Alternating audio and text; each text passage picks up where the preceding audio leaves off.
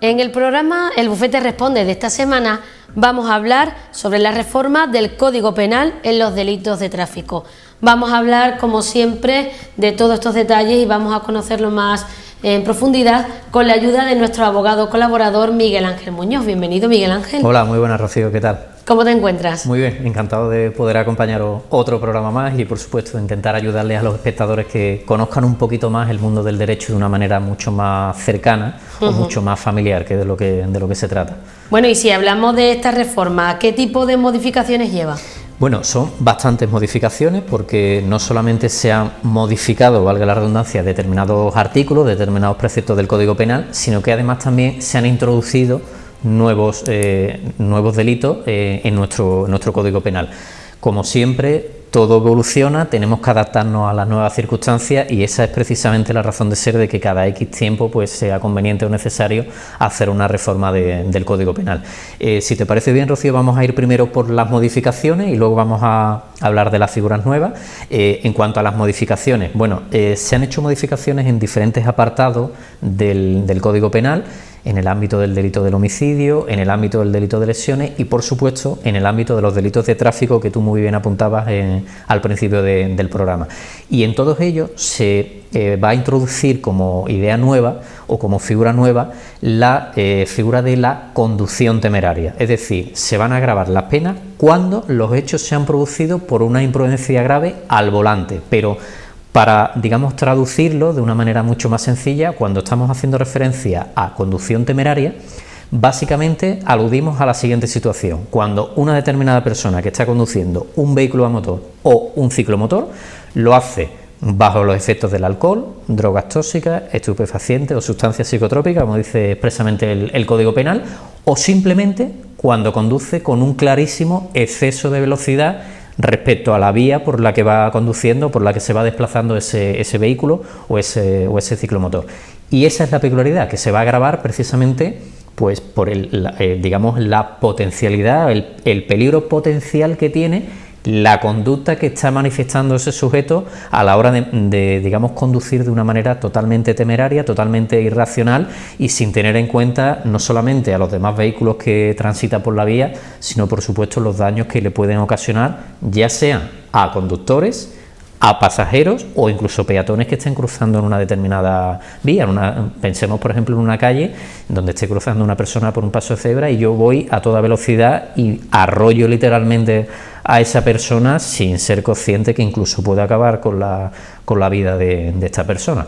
Eso sería el primer apartado, digamos, lo que son las modificaciones, pero además de las modificaciones se han introducido nuevos artículos también en esta figura, tanto en el tema de las lesiones como en el tema del homicidio, como en los famosos delitos contra la seguridad vial, que no solamente abarcarían las figuras que ya estaban contempladas, la conducción temeraria, lo que era la alcoholemia, el negarse a someterse a un control de alcoholemia cuando nos detiene una patrulla de la policía local o de la Guardia Civil, evidentemente dependiendo de la vía por la que estemos circulando. Pues todos estos pasos, todas estas modificaciones, todos estos matices es los que han entrado en vigor a través de esta reforma que lleva muy poquitos meses en vigor, desde el pasado mes de marzo, y también ha supuesto una importante novedad en cuanto a la manera que tenemos, por ejemplo, los abogados de tramitar los accidentes de tráfico. Por eso digo que es una reforma bastante amplia y que son muchos matices los que o se han modificado o directamente se han introducido nuevos en el Código Penal.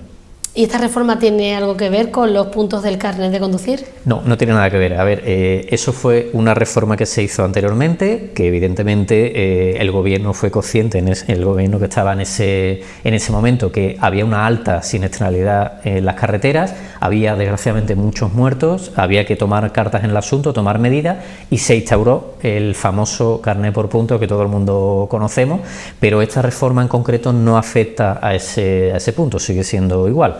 Los conductores nobles tienen 8 puntos, a medida que van pasando los años van adquiriendo puntos, los demás tenemos 12 puntos y podemos, si somos buenos conductores y no nos sancionan, es decir, si no nos sacan la tarjeta roja, por decirlo de una manera mucho más sencilla, pues iremos adquiriendo 2 puntos más y un último punto hasta tener 15, que es el máximo que permite el sistema del carnet por punto que tenemos vigente ahora mismo en nuestro ordenamiento jurídico. ¿Pero por qué has dicho, Miguel Ángel, que ha cambiado la forma de tramitarlo, los accidentes? Porque antiguamente teníamos dos maneras de tramitar los accidentes de tráfico, o bien por vía penal, presentando la correspondiente denuncia, o bien por la vía civil, presentando la correspondiente demanda. ¿Qué ocurre? Que nosotros, los abogados, lo que hacíamos era presentar una denuncia donde, además, pedíamos que a nuestro cliente lo viese el médico forense, para entendernos, el médico del juzgado, que no tiene nada que ver ni con una parte ni con la otra, es decir, ni con la víctima o el perjudicado, mejor dicho, o el lesionado, ni, por supuesto, con la compañía de seguro en la que esté asegurada el vehículo o el ciclomotor que se haya visto envuelto en ese accidente de tráfico. ¿Qué ocurre? Que como consecuencia de la modificación que hubo en el Código Penal en julio del año 2015, se modificó la manera y ¿qué ocurría? Que desapareció ese sistema mediante la presentación de la correspondiente denuncia y directamente o se arreglaba de manera extrajudicial con la compañía de seguro o se presentaba ya la demanda en vía civil. Ahora, ¿qué ocurre? Que volvemos al sistema antiguo, es decir, ahora volvemos a presentar la denuncia pidiendo que el médico forense vea, reconozca a nuestro cliente. ¿Por qué lo hacemos? Por dos motivos fundamentales. Primero, porque de esa manera no solamente el cliente se ahorra el coste de tener que pagar un médico, un experto en valoración de daño corporal, que examine y diagnostique las lesiones que tiene esa persona en concreto, y sobre todo porque ese informe es una prueba para poder demostrar el daño o la secuela que tiene expresamente nuestro cliente y por tanto poder traducirlo a la indemnización que vamos a solicitar en favor de nuestro cliente, ni más ni menos, simplemente lo que le corresponde en base a la secuela. Por eso digo que volvemos al sistema antiguo y es algo que evidentemente es muy habitual que tengamos algún accidente de tráfico. Rara vez no nos hemos visto envueltos ya sea como conductor o como pasajero en un vehículo o en un ciclomotor o en una moto, con lo cual es algo importante y sobre todo es algo muy cotidiano que se da prácticamente todos los días. Hay algún accidente, ya sea atropello o un accidente de circulación como tal, con la clásica colisión de dos vehículos o dos motos, un coche y una moto respectivamente. Miguel Ángel, puede resultar un poco absurda la pregunta, pero bueno, sí. Yo te la voy a hacer para que quede bien claro. ¿Qué nos puede pasar si circulamos con nuestro vehículo sin llevar seguro? Bueno, pues nos puede caer una multa bastante considerable. ¿Por qué? Porque si considera dentro del catálogo de la Ley de Seguridad Vial existe una serie de infracciones que pueden ser muy graves o leves, como siempre se van clasificando en función de la gravedad que tenga. En concreto, la pregunta o el ejemplo que tú me pones sería una infracción grave y en este caso nos pondrían una multa que es de 1.500 euros, es decir, es una multa importante y además sería un auténtico despropósito, una auténtica temeridad por nuestra parte, puesto que, por ejemplo, si nos viésemos envuelto en un accidente de tráfico, claro, ¿qué ocurre? Evidentemente habrá que ver qué ocurre en ese accidente de tráfico, si simplemente hay un lesionado, pero vamos a ir un paso más allá si te parece, Rocío. Pensemos y vamos a ponernos lo peor. Yo voy conduciendo, no llevo seguro, provoco un accidente con la mala suerte que además el conductor contrario, por ejemplo, o un peatón, lo atropello y acabo con la vida de ese señor. ¿Qué ocurriría ahí? Pues cuidado. ¿Por qué? Porque primero, voy sin seguro, que ya es el primer fallo. Segundo, he provocado un accidente con tan mala suerte que encima he acabado con la vida de una persona, con lo cual, cuidado, porque me podrían incluso atribuir un presunto homicidio imprudente por haber acabado con la vida. Evidentemente yo no quería matar, o a priori evidentemente se supone que yo no quería acabar con la vida de esa persona, pero no olvidemos que al igual que un arma de fuego, el vehículo también es un instrumento potencialmente peligroso y por tanto con el que podemos causar daños materiales o daños personales, que son los más importantes, e incluso acabar la vida, como digo, con una persona en un supuesto muy extremo o muy grave. Ahí sí que podríamos tener un verdadero problema, porque además seguramente se va a levantar un atestado, ese atestado va a ir al juzgado de guardia y evidentemente nos van a abrir un procedimiento penal y habría que ver incluso si podríamos haber cometido incluso hasta varios delitos. ¿Por qué? Porque en muchas ocasiones pasa eso, me doy a la fuga, posteriormente me detienen en un control una patrulla de la Guardia Civil o de la Policía Local, y cada vez se está complicando más la situación y puedo incluso cometer varios delitos. Cuidado con eso. Miguel Ángel, ahora hablamos ¿Sí? de la persona que se va a la fuga, pero ¿Sí? antes de eso vamos a ser nosotros los que estamos en el coche, el pobrecito que ha tenido la mala suerte de encontrarse con el que no llevaba seguro. Nosotros vamos en el otro coche y tenemos un accidente con alguien que no lleva seguro. ¿Qué pasa con nosotros? Bueno, ahí, ¿qué ocurriría? Que evidentemente, normalmente, la compañía del seguro del vehículo que ha ocasionado el accidente es el que tiene que responder no solo de los daños materiales, es decir, la reparación del vehículo, de la moto, sino también, por supuesto, de las secuelas, tanto del conductor como de los ocupantes, si es que iba más de una persona en el vehículo o en la moto en concreto. ¿Qué ocurriría en ese caso? Bueno, pues que cuando no tienes seguro, o cuando, por ejemplo, quizá va a sonar un poco más a película que al programa que estamos tratando hoy aquí, pero pensemos que ese coche ha sido robado previamente y ha causado un accidente. ¿Quién respondería? Pues en este caso una figura que estoy seguro que los espectadores la habrán oído alguna vez, que es el Consorcio de Compensación de Seguros, que es un organismo público que se encarga de afrontar las indemnizaciones en este tipo de accidentes o de siniestros, precisamente para darle una respuesta. Evidentemente, si nosotros hemos sufrido el golpe, no tenemos culpa que este señor o esta señora haya circulado sin el correspondiente seguro obligatorio de responsabilidad civil, pero evidentemente alguien tendrá que indemnizarnos y alguien tendrá que reparar nuestro vehículo. Ya veremos los daños, habrá que peritar también el vehículo para saber qué tipo de daño tenemos y, por supuesto, va a pagar todos los gastos médicos y todo lo que es nuestra recuperación para intentar que, primero, nos restablezquemos por completo, o bien al menos intentar quedar lo mejor posible de esas secuelas o de esas lesiones que tenemos como consecuencia del accidente de tráfico. Hablamos ahora, si te parece, de la fuga que me estabas comentando. Sí. A ver, la fuga es una figura nueva que se introduce ahora con esta reforma. También era muy habitual escuchar en los medios de comunicación: un conductor provoca un accidente, se da a la fuga. Claro, ¿qué ocurre? Bueno, primero, ojo, una cosa es el delito de abandono del lugar del accidente, o vulgarmente conocido como el delito de fuga, y otra cosa sería el delito de omisión del deber de socorro, que no tiene nada que ver. Que, por cierto, si quiere lo podríamos abordar en otro programa, porque me parece también un tema, una figura muy interesante para los espectadores. A ver, en el delito de omisión del deber del socorro, lo que se castiga es cuando yo, pudiendo hacerlo, sin riesgo para mí o para una tercera persona, no te auxilio, es decir, no socorro, no ayuda a esa persona, y digamos que no soy consciente que, si está malherida, incluso puede provocarle la muerte, y directamente omito el ayudarle, o directamente no pido ayuda a terceras personas para que vengan, ya sea la fuerza de cuerpo de seguridad o una ambulancia, para que evidentemente esa persona la conduzca rápidamente al centro de salud más cercano.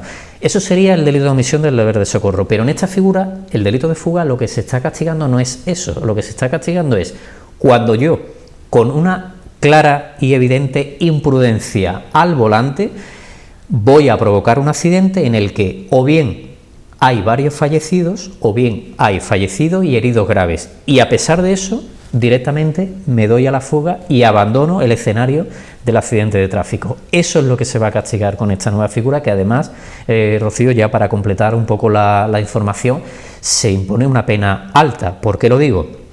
Porque se le puede imponer una pena de prisión de 6 meses a 4 años, y además es una pena compuesta.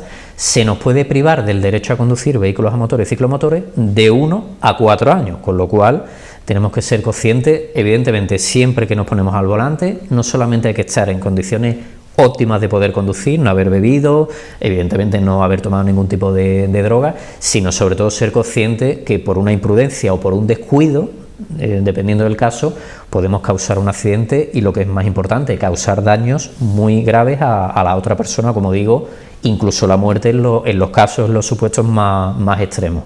Por esa es la razón por la que se ha dado la respuesta. Digamos, el ordenamiento jurídico tenía que contemplar esta figura que no estaba ubicada, no estaba contemplada en el Código Penal, y esa es la razón de ser por la que se ha incorporado gracias a esta última reforma del Código Penal. ¿Has trabajado en tu despacho con alguno de estos casos? Sí he trabajado y la verdad es que desgraciadamente sí hay digamos un cierto patrón. Normalmente son personas que no solamente provocan el accidente, sino que en la mayoría de los casos, o por lo menos por mi experiencia, o han dado, cuando posteriormente se han dado la fuga, he tenido la suerte que han sido detenidos o interceptados en un control y o bien han dado positivo en la prueba de alcohol o incluso, desgraciadamente, como ya creo que los espectadores se estarán imaginando, ese conductor, además de ir bebido, también iba bajo los efectos de las drogas, ya sea algo porque había fumado el clásico porro o incluso había consumido cocaína, y evidentemente ese cóctel es un caldo de cultivo muy, muy, muy peligroso para, evidentemente, incurrir en este tipo de delitos. La pena es la misma, ya por rizar un poco más el rizo, claro, Miguel Ángel, yo te lo voy a preguntar. La pena es la misma si nos damos a la fuga, pero después te llega ese peso de conciencia y dices tú, bueno, me he asustado en el momento, pero bueno, me voy a entregar o voy a ayudar a esa persona, y al final, bueno, lo quieres, digamos, mejorar y vuelves a que me voy y no vuelvo hasta que me pillen. Habría que sopesar las circunstancias del caso. Quiero decir, si en un primer momento por instinto me asusto, me doy a la fuga, pero inmediatamente doy marcha atrás y retrocedo, incluso antes de que llegue a lo mejor la asistencia sanitaria o la fuerza de cuerpo de seguridad, pues seguramente se tendrá en cuenta que aunque he respondido tarde, pero he respondido y he dado la cara y he afrontado mi responsabilidad y no me he dado a la fuga.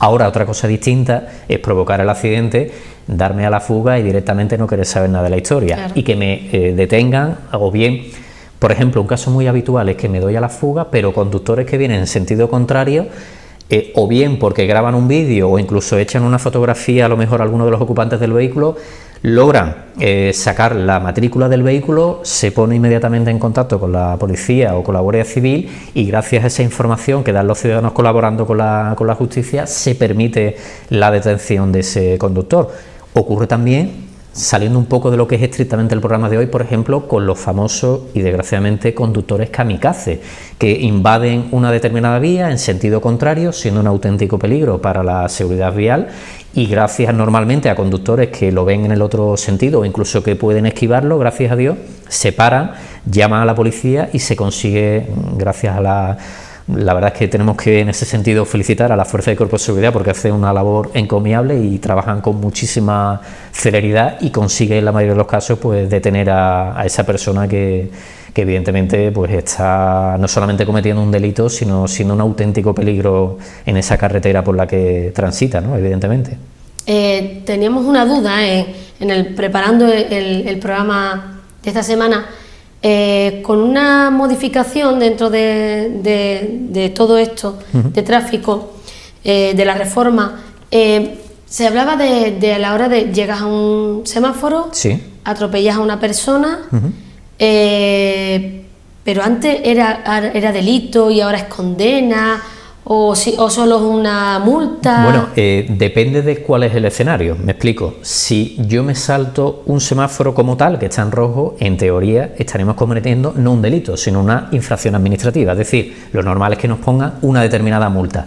Ahora bien, si como consecuencia de saltarme ese semáforo en rojo, vamos a suponer que tengo la mala suerte que en ese momento está cruzando, por ejemplo, un peatón y yo lo arrollo y lo atropello, pues seguramente voy a causarle unas determinadas lesiones, unas determinadas secuelas, ya habría que ver evidentemente a través de los partes e informes médicos, una serie de daños a esa persona, y lo normal es que me abrieran un procedimiento penal, o bien por conducción temeraria o incluso en concurso con un delito de lesiones. Eso es algo muy habitual también. En ese caso hay un precepto, un artículo en concreto dentro del capítulo de los delitos contra la seguridad vial que dice que cuando además de una conducción temeraria se produce unas lesiones, ¿qué ocurre?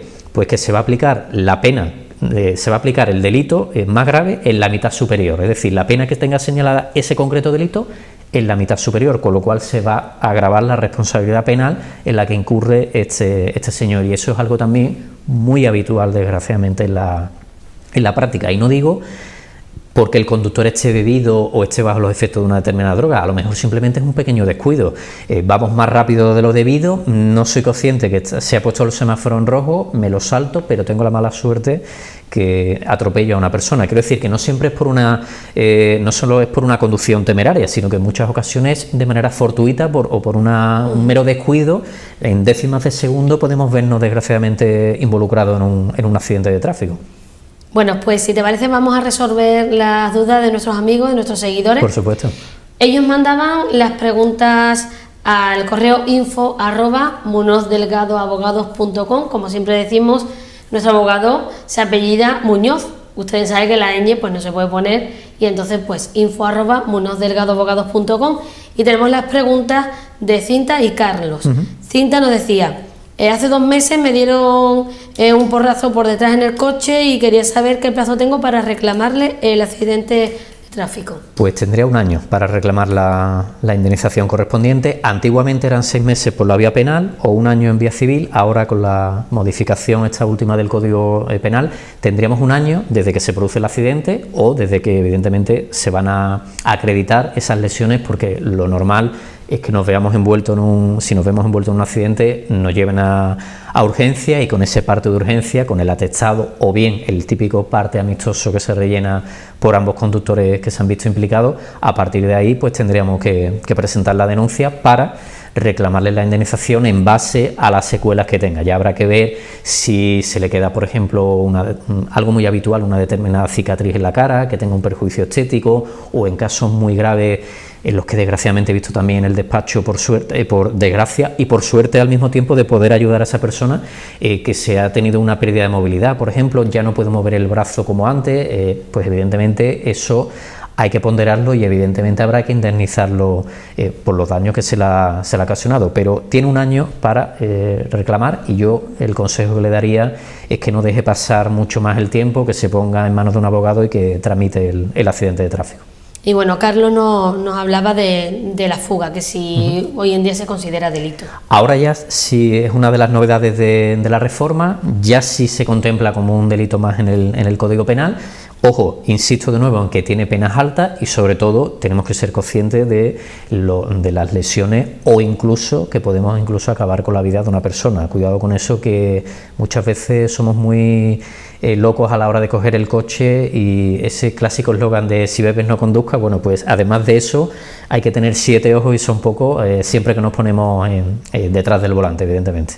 Supongo que en tu despacho estos temas serán todos los días. Muy ¿verdad? habitual, y además es una figura que en determinados periodos del año se repiten, al igual que cuando llegan las vacaciones, pues es muy habitual que los despachos de abogados, y estoy seguro que los compañeros que me vean en la televisión se van a sentir identificados, cuando hay mayor convivencia, pues prosperan o proliferan, mejor dicho, los conflictos, surgen también, o es muy común que vengan los clientes al despacho con separaciones, con divorcio, o cuando salimos más, que tengo más tiempo libre y más tiempo de ocio, se producen también peleas con las correspondientes lesiones. Pues también pasa con los accidentes de tráfico. Claro, si tengo más tiempo libre, viajo más y cojo más veces el coche, pues evidentemente hay más probabilidades de vernos envueltos en un accidente de tráfico, desgraciadamente, que a lo mejor durante el año, que todo el mundo estamos con nuestra rutina, con nuestro horario, y quizá pues no tenemos tanto tiempo o no tenemos el tiempo que nos gustaría para poder disfrutar y desconectar un poco de las preocupaciones y de la vida cotidiana, ¿no?, de nuestro día a día. En la semana siguiente el tema a tratar se llama desahucio. Otra figura que es muy habitual, que siempre llevamos muchos meses que se está escuchando en los medios de comunicación, los desahucios. Vamos a comentar también, y apunto esa pincelada, la modificación, la nueva ley que ha entrado, que lleva muy pocos meses en vigor, la famosa ley del desahucio exprés. Vamos a explicar qué es, por supuesto, cuándo se puede aplicar, qué beneficios tiene, a quién beneficia, quién se queda excluido. Haremos también una pequeña crítica, porque creo que se podría haber terminado de resolver el problema, pero bueno, no vamos a decir nada más, si te parece, Rocío. Vamos a dejarlo ahí. Lo dejamos ahí. Muy bien, pues ya saben, las preguntas sobre desahucio para la siguiente semana la pueden enviar a info@munozdelgadoabogados.com. Y eso sí, antes de finalizar, ¿dónde podemos encontrarte? Bueno, pues además de consultarnos todo lo que los espectadores deseen en el correo electrónico que acabas de mencionar, Rocío, también pueden contactar con nosotros telefónicamente en el 678 21 53 62 o, si lo prefieren, en nuestro despacho, en la calle Vázquez López, número 10, entre planta C, como ellos prefieran. Muy bien, pues muchas gracias como siempre, Miguel Ángel. A vosotros, Rocío, un placer poder acompañaros aquí y, por supuesto, muchísimas gracias a los espectadores. Pues muy bien, muchas gracias y muchas gracias a ustedes, como siempre. Sin ustedes no sería posible este espacio. Gracias por colaborar con nosotros, por enviar sus preguntas y, como siempre, nos vemos en la siguiente edición del Bufete Responde.